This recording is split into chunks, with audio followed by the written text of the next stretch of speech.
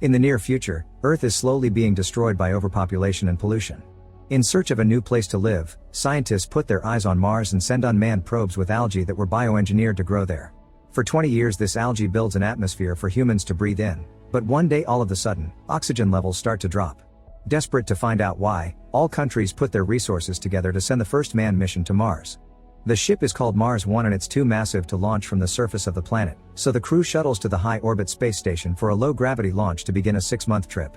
This crew is formed by the best scientific minds, pilot and Commander Bowman, Chief Science Officer Shantilas, co-pilot Santon, Mechanical Systems Engineer Gallagher, Bioengineer Birchinal, and terraforming expert Petengil.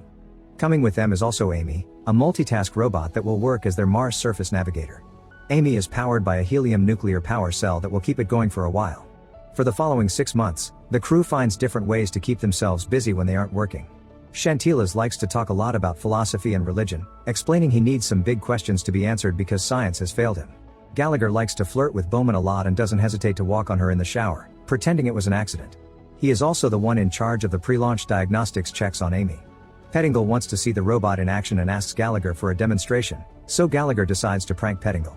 He changes Amy from navigation mode to military mode before giving it a marker and asking it to attack his friend, then Amy proceeds to very quickly stab Pettingil to show off how deadly it is. Eventually they get so bored of being up there that Gallagher and Birchinal begin using the lab to make alcohol. At first, Bowman scolds them when she finds out, but then she joins them and the whole crew ends up drinking together. On day 182, the ship finally approaches Mars orbit. The crew beings looking for Hab 1, the automated habitat where the probes were supposed to be growing the algae, when they suddenly get hit by a gamma burst. Commander Bowman sends the rest of the crew to the safe area while she keeps an eye on the system, and they wait for the burst to pass. Moments later, they discover the main power unit is offline, so they'll have to leave for Mars now and look for Hab 1 on foot. Once the crew is ready, Bowman tries to activate the extension vehicle's auto-launch system but it doesn't work because of the lack of power, so she has to stay behind and do it manually. The vehicle has a clumsy launch and Santon has trouble landing, meaning he has to get rid of their landing gear and Amy. He does manage to release the airbags, but when they finally land on Mars, the vehicle still rolls down a hill and takes serious damage. Meanwhile Bowman discovers that there are electrical fires in several sections of the ship but the burst destroyed the automated fire extinguishers.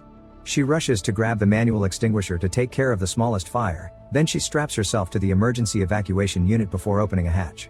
This way the vacuum sucks the fire out of the ship. Then she works on getting the main power unit restored. On Mars, the crew has to help Shantilas leave the vehicle because he was injured when he landed. Without Amy they have no way to navigate the planet and find Hab 1 without getting lost, not to mention the radio and the science package are broken. Gallagher remembers he has some panoramic photos the probes used to send and compares them with the terrain. This will allow them to find the right way. Shantilas thinks about all his philosophical questions and accepts his fate, so he asks the crew to leave him there. His spleen's ruptured and there's serious internal bleeding. Even if Hab 1 has a medical unit he won't make it in time. The crew says their goodbyes and Shantilas admits he's happy he at least got to see Mars. Nearby, Amy comes out from the landing gear and sends a drone to find the crew. On the ship, Bowman manages to make communications work again, but since the guy's radio isn't working, she can't get in contact with him. Then she uses the scanners to find Hab 1, only to find some bad news. She has no choice but to call Houston and inform them the crew won't survive. The crew begins walking under the hot sun, and Birchinal is surprised to see there are no signs of the algae. Even if it all died, there should be some traces. When they finally make it to Hab 1, they discover it's absolutely destroyed. This couldn't have been done by the weather because the structures had been designed to withstand even tornadoes, meaning something happened here. There's food, no air, and no water, so the guys have no choice but to accept their fate. There are only 16 minutes of oxygen left and the crew chats about the people they left at home. Santon decides to reminiscence near a cliff edge and points out that at least his piloting skills can't be blamed for this, but Pettingil wants him to take some responsibility anyway. This triggers a fight that ends with Pettingil hitting Santon, making him fall off the cliff. When Pettingil goes back to the others, he tells them Santon ended things for himself. Minutes afterward, their oxygen tanks run out, and Gallagher decides to open his helmet to take his last breath. However, to his shock, Gallagher discovers he can breathe just fine. Pettingil and Birchinal follow his example and confirm they can breathe as well, although they can't explain why. Meanwhile, Bowman receives a message from Houston telling her the ship's orbit will fail in 31 hours but they'll help her take off before then. Bowman is skeptical because ignition systems won't work. The guys search Hab 1 for anything useful again and find a radio, but it's broken too. This makes Birchinal realize that the little rover Earth sent in '97 should have a radio as well, so they should look for it. It's 4 kilometers from there and night is about to fall, thus they decide to leave in the morning to avoid freezing. They use the remaining rocket fuel from HB-1 to start a fire, and its light allows Amy to finally find them. Gallagher checks on the robot and notices it's pretty damaged, but the navigational device still works, which means he should shut Amy down and take the device out before it breaks too. Amy hears this and reacts violently, pushing all the men away when they try to deactivate it. Birchinal tries to hit it with a pipe, but Amy cuts it into little pieces before hitting the man, breaking one of his ribs. Then Amy runs away, reuniting with its drone on the way. Gallagher explains to the others that Amy is using guerrilla tactics and will come back later to kill them one by one. He also discovers the robot jammed the transmitters to stop them from knowing where it is. In the morning, Bowman manages to fix the ignition systems with the guidance of Houston, but she tells them she'll try to save the crew before going back. The guys wake up and relieve themselves as a joke to claim the territory in the name of humanity, then they go looking for the old rover. As soon as they find it, Gallagher takes its radio and fixes the frequency to match the new one, but no matter how hard they try, they can't contact Bowman. After 2 hours of failed tries, Bowman is ready to leave for Earth and Gallagher's about to throw the radio away, but at that moment Houston detects the rover's frequency and connects it to the ship. The guys finally get to talk to Bowman, who hears the whole story and promises she'll find a way to rescue them. A few moments later, Bowman contacts the guys again to inform them of a 30-year-old Russian rock probe called Cosmos that failed to launch many years ago. They'll have to fix it, but it's the only chance they got, and they only have 19 hours to do it before Bowman has to go back to Earth.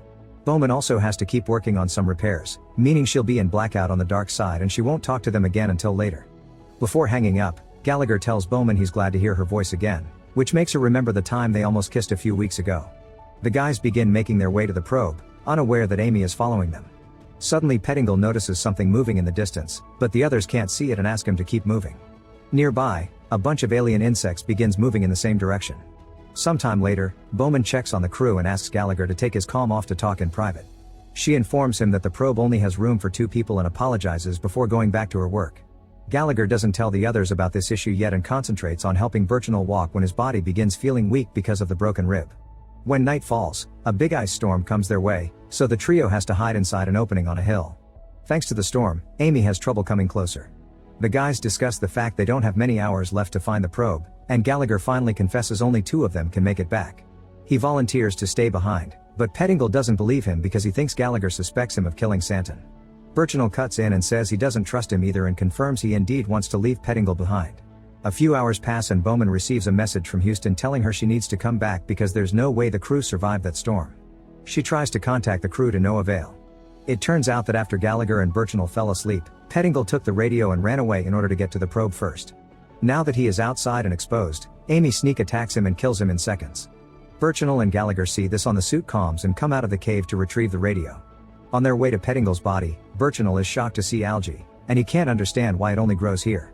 Gallagher retrieves the radio and tries to contact Bowman while Birchinal looks more closely at the body, unaware that the bugs are running inside the suit. Using a torch lighter, Birchinal tries to cut the suit open, but this ignites the little aliens. Birchinal finally notices them and as he captures 2 of them, he deduces they're nematodes who have been eating the algae. This explains why the plant suddenly started disappearing. The nematodes eat it and produce oxygen in return as if they were trees. The more the guys walk, the more algae they find. Birchinal begins dripping blood from his mouth because of his broken rib and gets the attention of the bugs, which attack him by eating through his suit. Accepting his fate, Birchinal throws his suit to Gallagher so he can have extra air for the trip. He also gives him the tube with the bugs so Earth can study them and produce cleaner air. Then Birchinal waits for the insects to cover his body and lights the torch to bring all the little aliens down with him. Bowman sees all this from the ship and calls Gallagher to check on him. After explaining what happened, Gallagher admits he's ready to give up, but Bowman changes his mind by pointing out he can't let the crew's sacrifices be in vain. Gallagher puts himself together and runs until he finds the probe, which he immediately begins working on with Bowman's guidance. The system works, but unfortunately the probe's battery is dead, so Gallagher's stuck here after all. Thinking this is the end, Gallagher tells Bowman that he misses her and that he should have kissed her. Bowman agrees and with tears in her eyes, she begins getting ready to return. At that moment, Amy's drone finds Gallagher, and he realizes it has batteries he could steal. He immediately begins preparing a trap using the probe itself, letting Amy come as close as it wants. When the robot is about to go for his heart, Gallagher dodges the attack and releases an airbag soaked in fuel that traps Amy, allowing Gallagher to set it on fire. At that moment, Amy activates its self-destruct system, so Gallagher rushes to take out the battery and jumps out of the way right before the drone crashes against Amy to make it explode. Afterward, Gallagher finishes fixing the probe and launches it with him inside to go after Bowman, who is about to leave for Earth. Unfortunately, the probe loses power in the middle of the way, but Bowman sees it and uses the space walk rope to jump off the ship and retrieve the probe. Because of the lack of power, the probe doesn't have oxygen either, so by the time Bowman opens it, Gallagher is unconscious. Bowman takes Gallagher's suit off and begins applying CPR until Gallagher wakes up, happily asking her to take them home. Sometime later, Bowman gets a message from Houston after they took a look at the information about the insects. Apparently everyone on Earth thinks of Gallagher as a hero now. Gallagher reveals he's also brought a rock from Mars to give to Shantila's granddaughter as a memento. Bowman can see Gallagher has grown a lot and finally kisses him, thinking about how they have 6 months to get to know each other better before they make it to Earth. Make sure to subscribe and turn on notifications so you can watch more videos like this. Thanks for watching.